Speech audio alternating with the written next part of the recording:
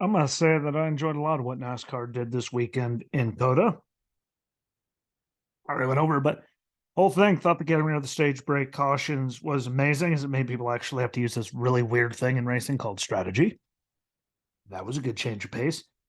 The choose rule had an effect because people had options of some sort. I don't think it made as big of a difference as the no cautions at the end of the stages.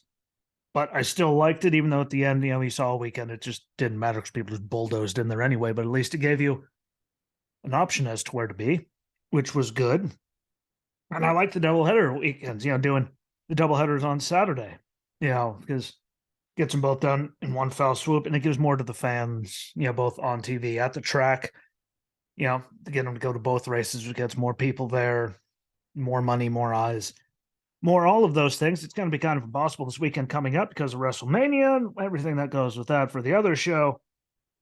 But I enjoy them, minus this one time where there's 2 nights of WrestleMania, NXT Stand and Deliver, and all kinds of stuff I got to do for that as well. So that would make it a little difficult, but overall good times. The XPEL 225 Circuit of the Americas stages were 12, 14, and 16 for 42 total laps for the NASCAR Craftsman Truck Series. And you know what? It'll never get old saying NASCAR Craftsman Truck Series. It has a good ring to it. It's nice to have it back. It makes me smile. But Ross Chastain on pole. Kyle Busch was second. Shouldn't surprise anyone with their talent and what they could do at that place. To see them down there in that. The 20 of Ed Jones done with suspension issue on lap 1. Raja Caruth had the unfortunate, I guess, distinction. It'd be unfortunate of being the first one of the weekend to get a pass-through penalty for cutting the S's on lap 6.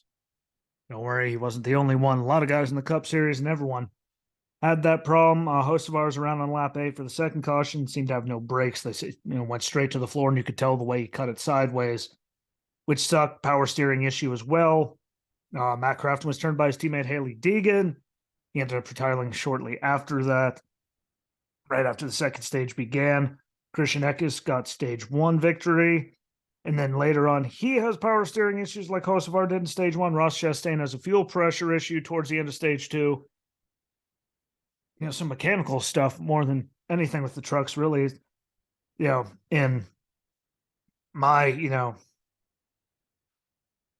eyesight, my thought, my theory, whatever the hell you'd like to call it. But seeing Kyle get stage 2 didn't surprise me.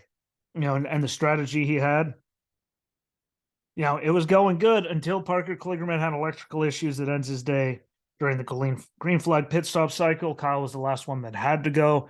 He's trying to drag it out a few laps just to make sure that, he'd have extra for, restart after restart in case it got stupid, which it did in the Cup Series. But ended up having him be out and having to start behind all of those people. And that's really what cost him the race, because he was up there, he was gone. It was going to be, weird. That caution coming out from that got him behind, and he made his way back up to second. So that enough should tell you, the talent that he has. But again, to see someone actually do a strategy, okay, we're going to do this, and you have to give you an advantage for in case something, and then, dumb happened. And it was good to actually at least see, that happened where it wasn't just everyone doing the same thing, or like we saw in truck races and the Xfinity races, the Cup guys would pit right before the end of the stage because they knew people were going to pit during, the caution at the stage. So the regulars would get, stage points because they need them, they can get them. And then all those guys would pit beforehand. So then when the cycle through, they'd be back up front and those guys would be in the back. Yeah. So it was nice to see that not happen, which is why I don't think they should add stages. Once they saw that happen, like once or, once they did it twice, that should have been enough reason to get rid of them. But,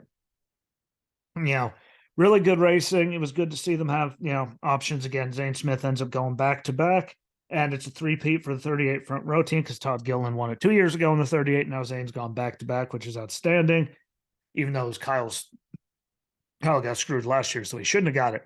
Let's be honest. He got bulldozed there. Even went wide to give them more room, and he still got taken out. But good stuff.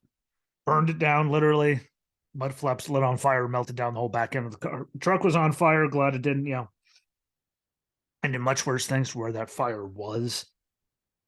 So that was good. But Zane Smith won. Kyle Busch was second. Ty Majeski third. Tyler Ankrum got a fourth. Good to see him up there. Ross Chastain fifth, even with the fuel issues. Corey Heim sixth. Nicholas Sanchez seventh. So another good run for him. Tanner Gray eighth. Kez Grella ninth. And Ben Rhodes rounded out the top 10. And even with the penalty, we got Raja Caruth was in 13th, Haley Deegan finished 16th, Daniel Dye 18th, Matty D 29th, Parker Kligerman 31st, Crafton 33rd, and Hocevar 34th. So, again, issues that were no fault of their own for some of them, electrical issue for Parker, Crafton, wrecked by a teammate. Hocevar with, brake and power steering issues. Like that was just, attrition and vehicle breakdown. But points coming out of it, Zane Smith, obviously still first time, Majeski second, and only 2 points back. Ben Rhodes is third and 18 points back. Some other names include Matty D in 8th, Nicholas Sanchez 12th, Carson Hocevar 14th, Haley Deegan 18th, Daniel Dye 19th, and Raja Caruth in 20th.